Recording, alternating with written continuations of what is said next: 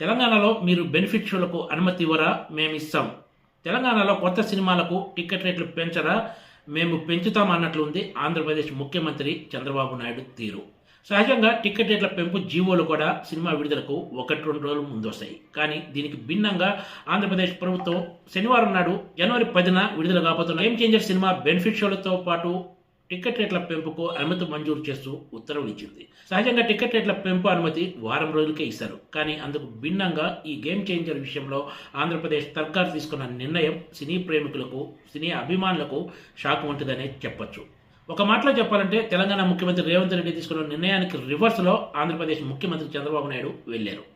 ఆంధ్రప్రదేశ్లో game changer cinema benefit show ticket రేట్ను 600 రూపాయలుగా నిర్ణయించారు. రాష్ట్రంలోని మల్టీప్లెక్స్లో ఇప్పుడున్న టికెట్ ధరపై అదనంగా 175 రూపాయలు, సింగిల్ స్క్రీన్స్లో ప్రస్తుత టికెట్ ధరపై 135 రూపాయలు అదనంగా వసూలు చేసుకోవడానికి అనుమతిస్తూ ఉత్తర్వులు జారీ చేశారు. ఈ పెంపు జనవరి 23 వరకు కొనసాగనుంది. దీంతోపాటు అదనపు షోలకు కూడా ఏపీ సర్కార్ ఆమోదం తెలిపింది. గేమ్ చేంజర్కు బెనిఫిట్ షోలతో పాటు అదనపు టికెట్ రేట్లకు అనుమతి ఇవ్వడంతో జనవరి 12న ప్రేక్షకుల ముందు రానున్న బాలకృష్ణ సినిమా డాకు మహారాజుకు కూడా ఇవే నిబంధనలు వర్తిస్తాయంటంలో ఏమాత్రం సందేహం లేదు. ఈ స్థాయిలో కాకపోయినా వెంకటేష్ సినిమా సంక్రాంతికి వస్తున్నాం కూడా అదనపు రేట్లకు ఏపీ ప్రభుత్వం గ్రీన్ సిగ్నల్ ఇచ్చే అవకాశం ఉంది. తెలంగాణ ఫిల్మ్ డెవలప్మెంట్ కార్పొరేషన్ చైర్మన్గా ఉన్న ప్రముఖ నిర్మాత దిల్ రాజు కొద్ది రోజుల క్రితమే ఆంధ్రప్రదేశ్ ఉప ముఖ్యమంత్రి పవన్ కళ్యాణ్తో భేటీ అయి పలు అంశాలపై చర్చించారు. ఇప్పుడు అందుకు అనుగుణంగానే ఈ టికెట్ రేట్ల పెంపు, బెనిఫిట్ షోల జీవో వచ్చిందనేది టాలీవుడ్ టాక్.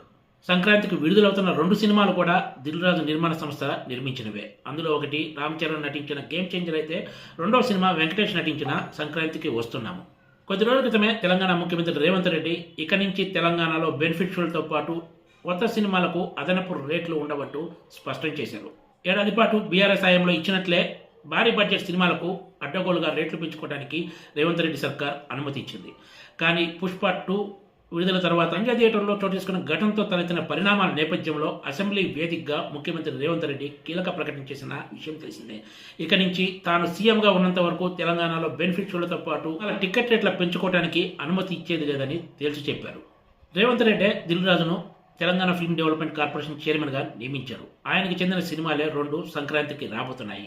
మరి ఆయన విషయంలో ఇప్పుడు ఎలాంటి నిర్ణయం తీసుకుంటారన్నది అందరిలో ఆసక్తి రేపుతున్న అంశం. అసెంబ్లీ సాక్షిగా టికెట్ రేట్ల పెంపు, బెనిఫిట్ షోలకు అనుమతి ఉండదని చెప్పి ఒక్క దిల్ రాజు కోసం నిర్ణయాన్ని సడలిస్తారా అంటే ఆ ఛాన్స్ లేదనే ప్రస్తుతానికైతే చెప్తున్నారు. కాకపోతే అన్ని సినిమాలకు వర్తించేలాగా అదనపు షోకు అనుమతించే అవకాశం ఉందనేది టాలీవుడ్ వర్గాల నుంచి వస్తున్న సమాచారం. అయితే తెలంగాణ ముఖ్యమంత్రి రేవంత్ రెడ్డి బెనిఫిట్ షోల రద్దుతో పాటు టికెట్ రేట్ల పెంపుకు నో చెప్తూ తీసుకున్న నిర్ణయంపై సామాన్య ప్రజలతో పాటు సినీ ప్రేమికుల నుంచి పెద్ద ఎత్తున మద్దతు లభించింది. దిల్ రాజు కోసం రేవంత్ రెడ్డి తన నిర్ణయంలో ఏమైనా మార్పు చేసుకుంటారా లేదా అన్నది త్వరలో తేలుతుంది. Please subscribe TGTV.